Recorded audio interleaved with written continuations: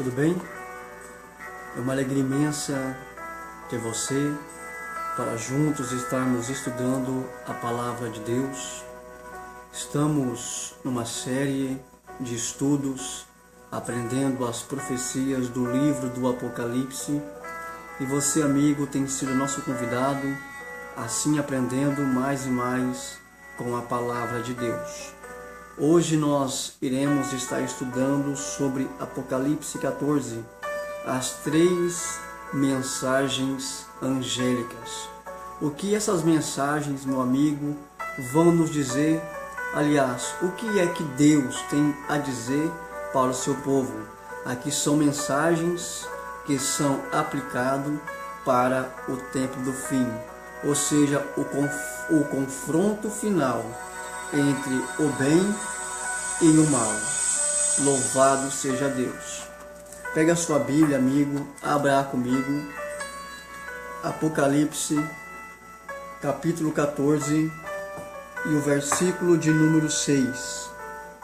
Apocalipse de número 14, capítulo 14, o verso 6. Olha o que diz.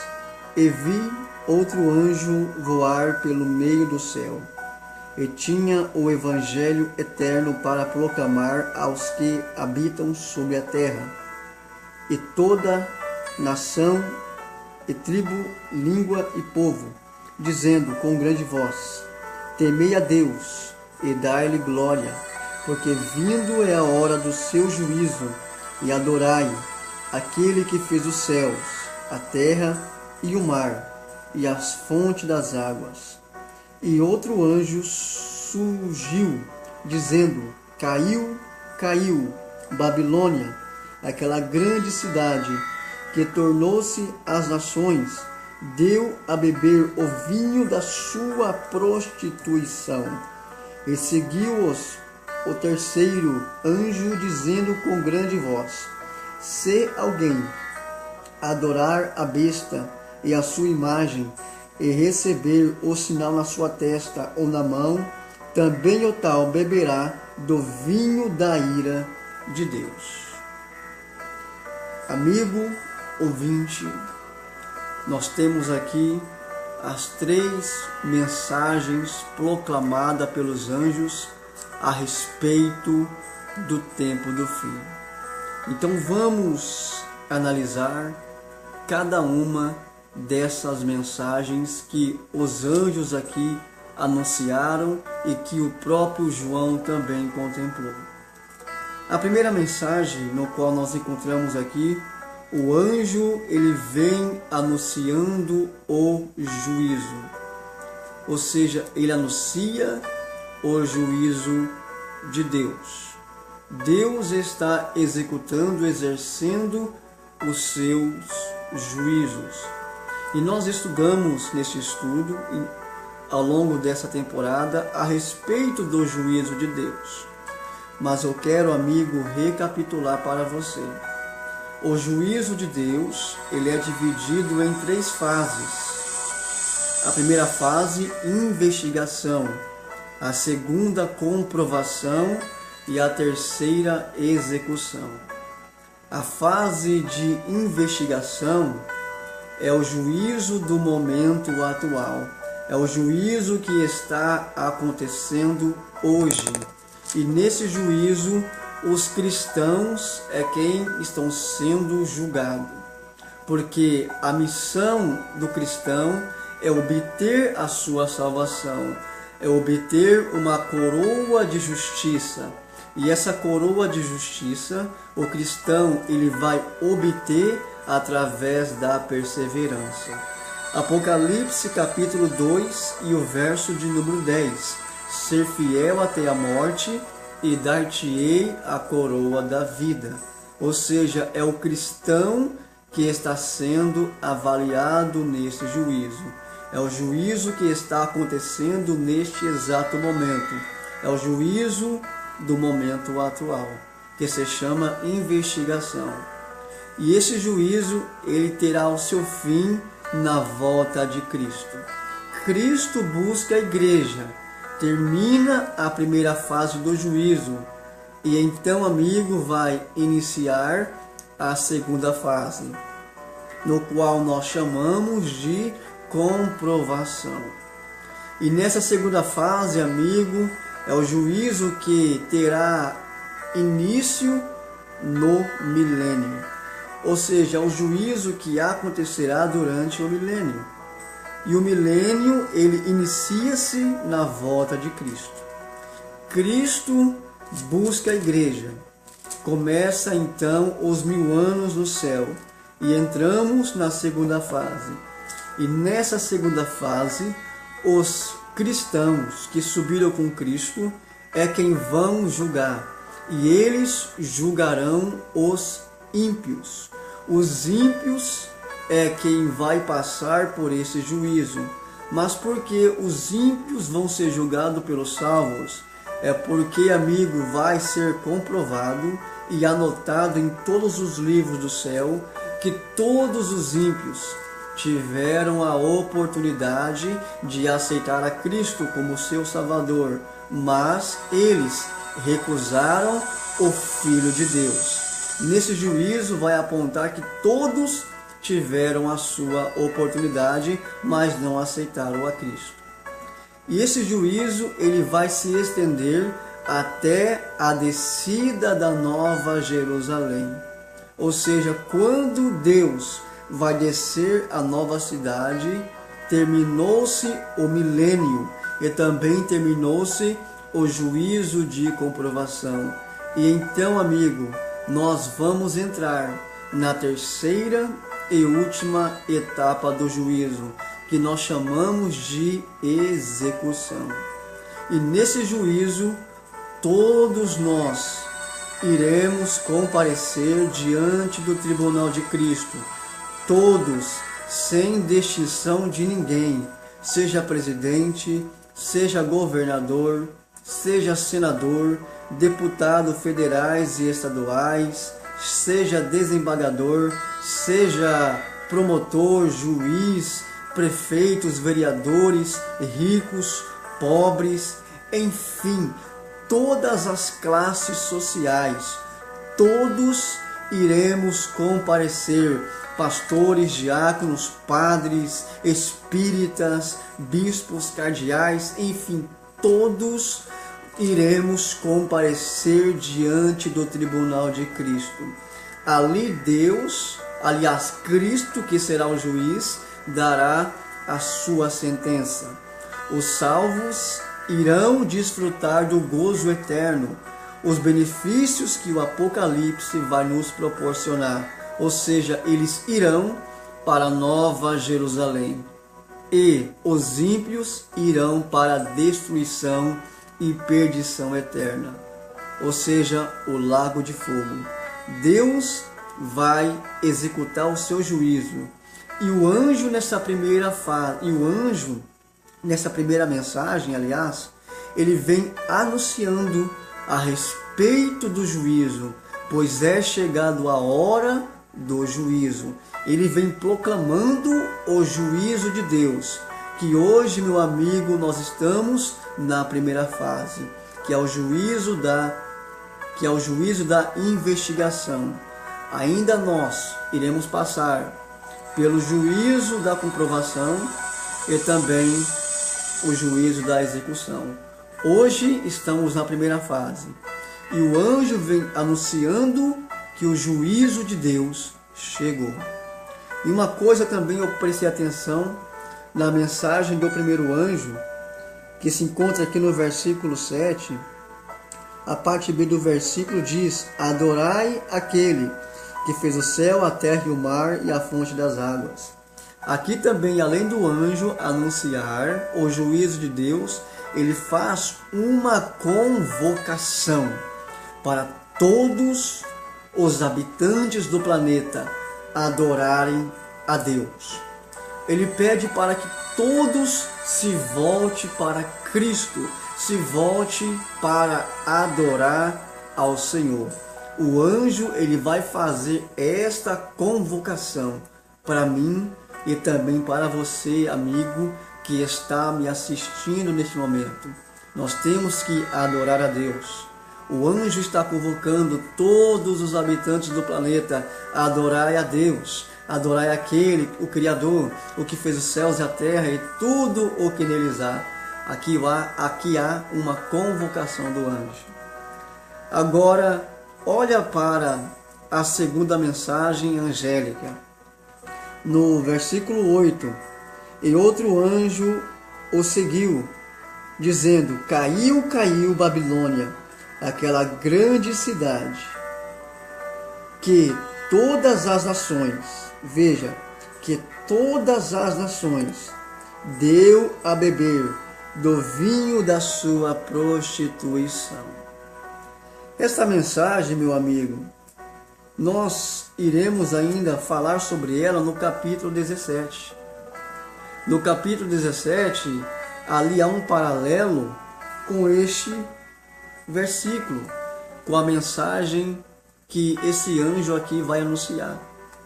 Ele vai anunciar sobre a queda de Babilônia. E se você analisar o Apocalipse, ele vai falar sobre duas cidades.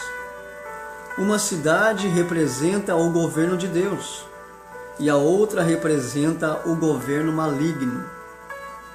A cidade que representa o povo de Deus se chama Jerusalém, e nós encontramos Jerusalém no Apocalipse. E a cidade que representa o governo maligno é Babilônia. E essas duas cidades também elas vão aparecer no livro de Gênesis, lá o livro da criação que Moisés escreveu.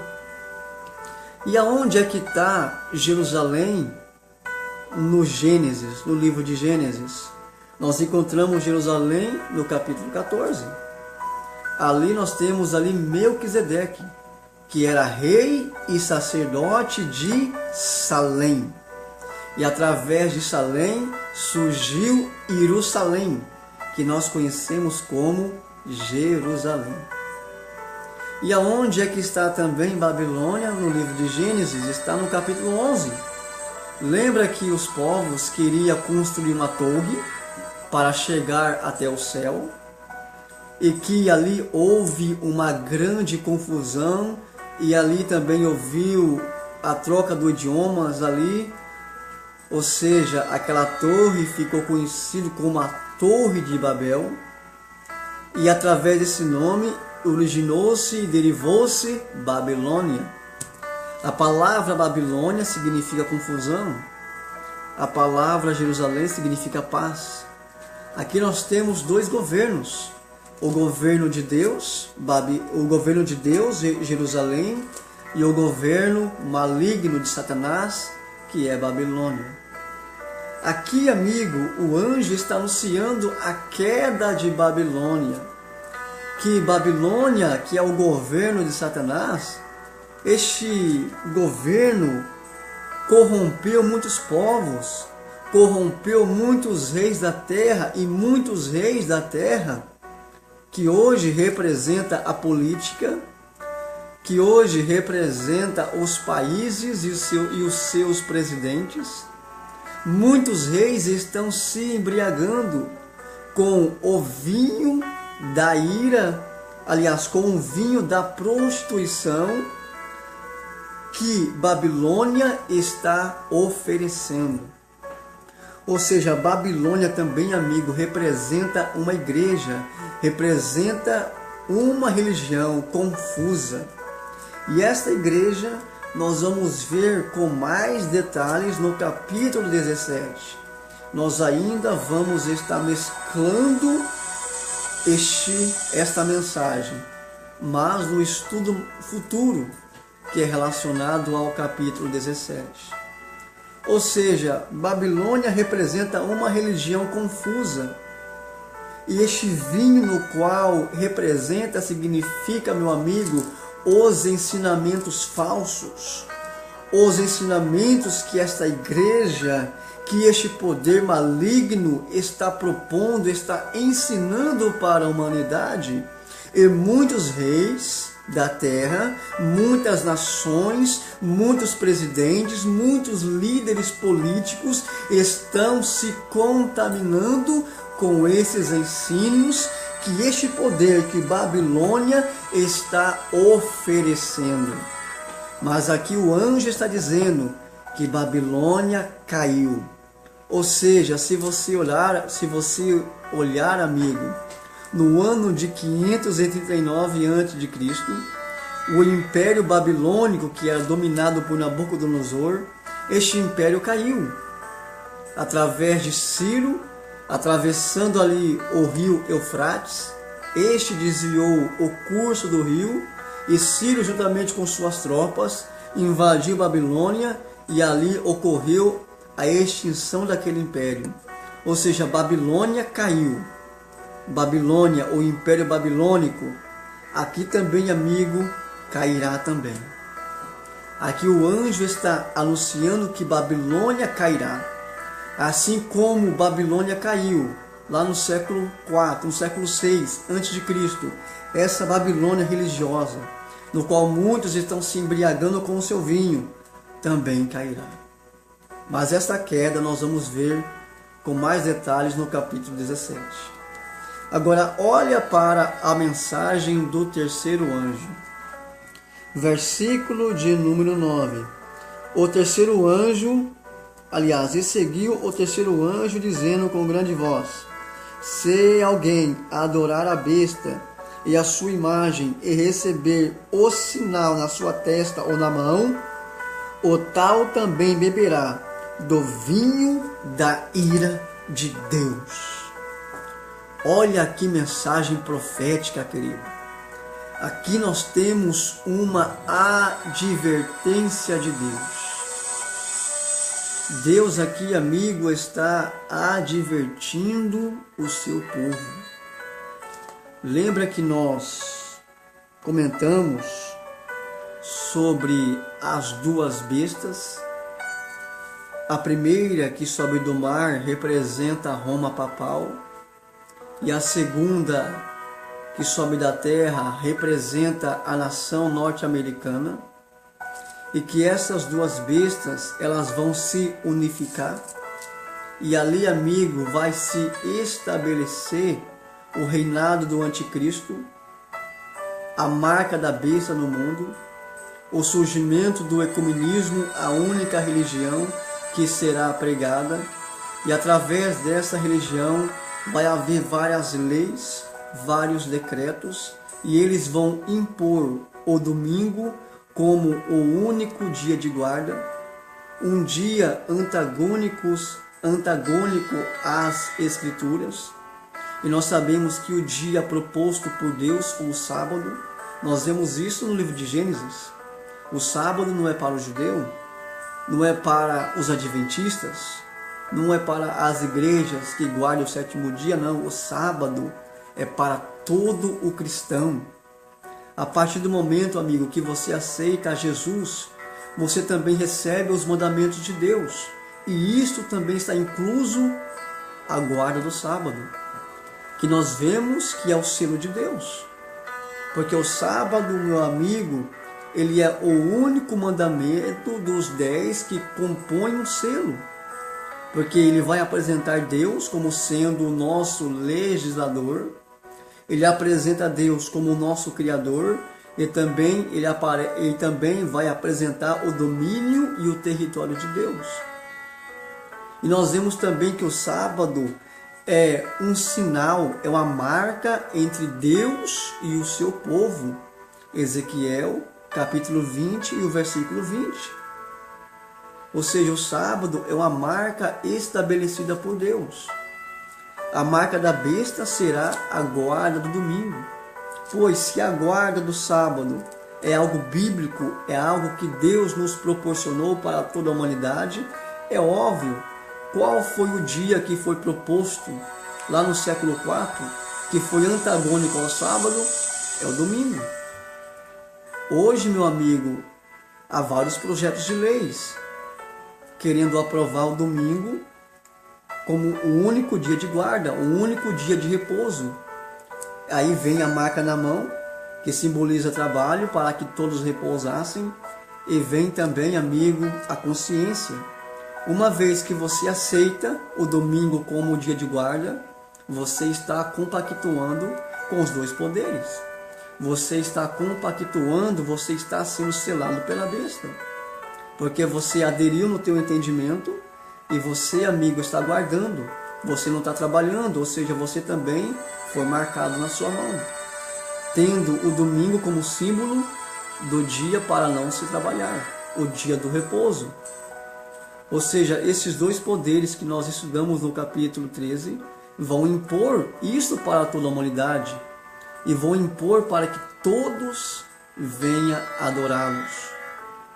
E todos ali, amigo, terão que adorar.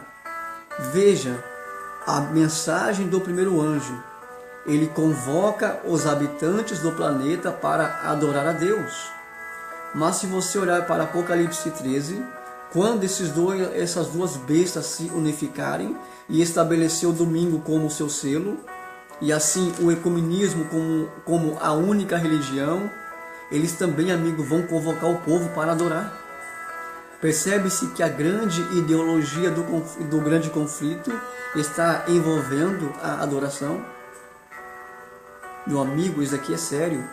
E nós temos Deus advertindo aqui, não é eu, cristiano, não é eu, não é meu amigo pastor, não é os bispos.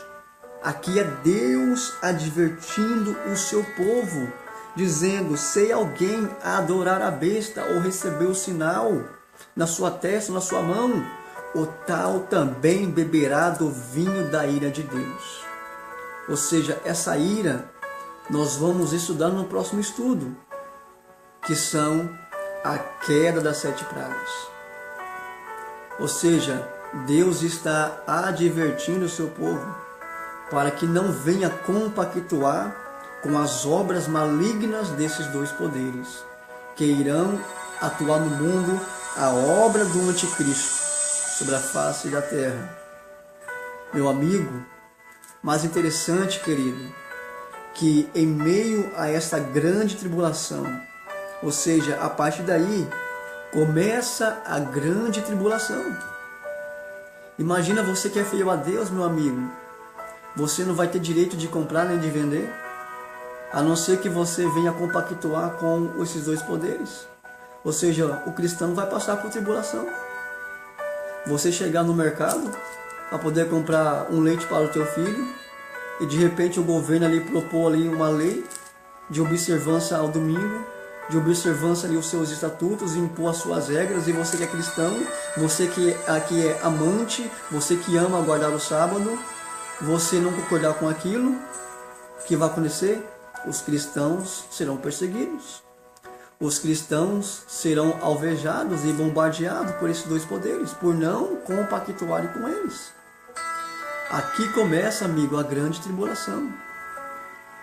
Ou seja, mas tem uma promessa de Deus para você, querido, que guarda o sábado, para você que guarda os mandamentos de Deus, para você que é fiel, para você que é leal à palavra.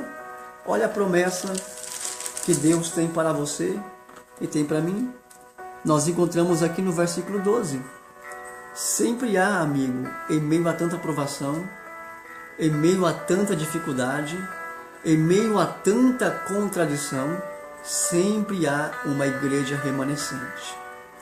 Aqui no capítulo 14, nós temos uma igreja remanescente. E que igreja é essa? Nós encontramos aqui no versículo 12. Olha o que diz: aqui está a paciência dos santos.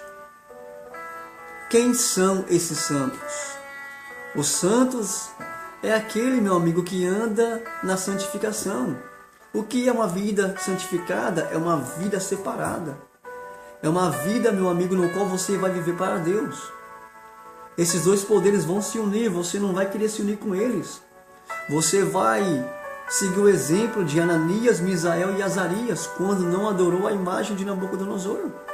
Veja, Nabucodonosor fez uma imagem, mas os 3 jovens não compactuou com aquilo. Eles foram perseverantes e foram pacientes. Eles perseveraram na paciência. Ou seja, meu amigo, eles teve uma vida separada em relação à Babilônia. É por isso que Deus poupou eles.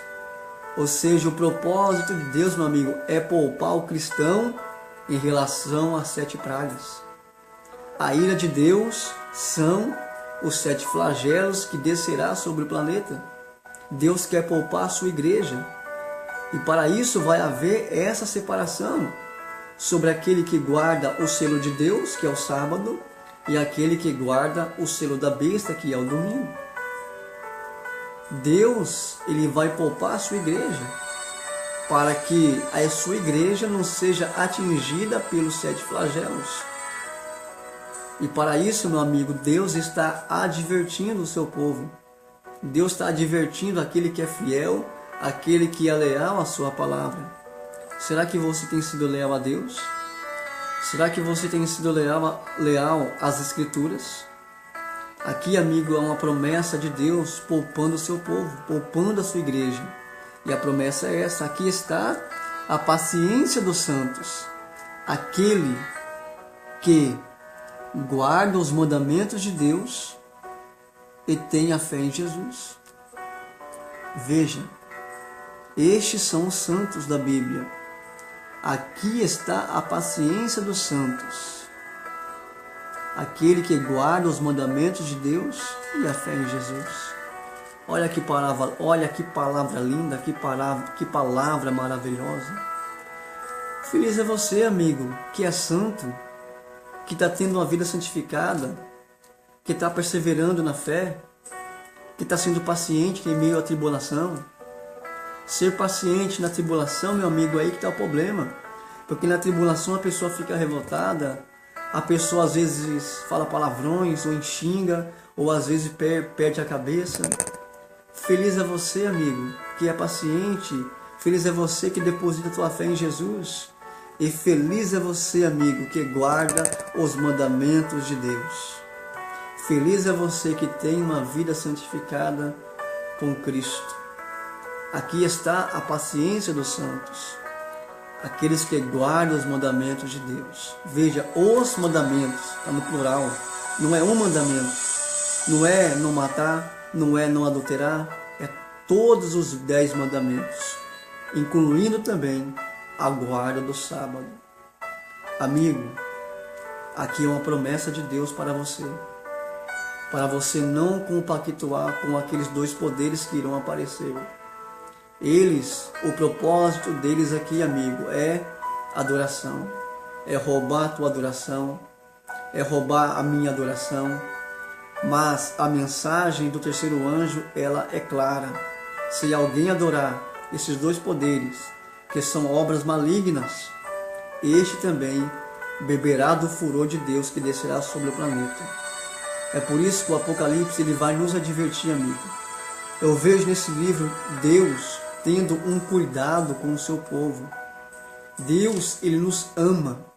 É por isso que ele escreveu o Apocalipse, ele revelou a João, seu servo, para advertir a igreja, para advertir os seus fiéis, para advertir aqueles que são leais à sua palavra, para que aqueles que são leais não venham cair no laço do diabo. Deus aqui tem o zelo, o cuidado com o seu povo. É por isso que é uma promessa, meu amigo, de no tempo do fim nós sermos selados com o Espírito Santo, que através da guarda do sábado, Deus vai poupar o seu povo, e assim o cristão vai estar livre das 7 últimas pragas. Amigo, se eu fosse você, eu corria para os braços de Deus. Deus está com os seus braços estendidos para te abraçar, para te amar, para te proporcionar uma vida rica, uma vida plena, uma vida salva, uma vida em abundância. Tome hoje, amigo, uma decisão. Essas 3 mensagens no qual nós estamos vendo aqui são mensagens de Deus que está anunciando o tempo do fim. A primeira anuncia que estamos em pleno juízo. A segunda mensagem, a destruição de Babilônia. E a terceira, Deus advertindo para não adorarmos a besta. Amigo, estamos caminhando ao tempo do fim. E a grande ideia está envolvendo a adoração. Eu fiz essa pergunta no estudo anterior e vou voltar a frisar. De que lado você vai ficar? Qual o selo que você quer aceitar? Será que você vai querer o selo da besta? É óbvio, se você aceitar o selo da besta, você vai ter privilégios. Se você aceitar o selo de Deus, que é a guarda do sábado, você vai estar em contradição com esses dois poderes. Mas feliz é você, amigo, que aceita o sábado. Porque aceitando o sábado, Deus, Ele vai poupar você. E o melhor dele está por vir sobre a tua vida. Eu quero orar juntamente com você neste momento. Inclina a tua cabeça e vamos falar com Deus. Bondoso Deus, eu te louvo por este ensinamento, por essas palavras maravilhosas. Abençoa este amigo, esta amiga que está me assistindo neste momento. E ensina, Pai, a guardar os teus mandamentos, as tuas palavras que são fiéis e verdadeiras. Senhor, conduza pelo caminho da verdade e nos abençoa em nome de Cristo Jesus. Amém. E lembre-se, amigo, lâmpada para os meus pés e luz para os meus caminhos é a tua palavra.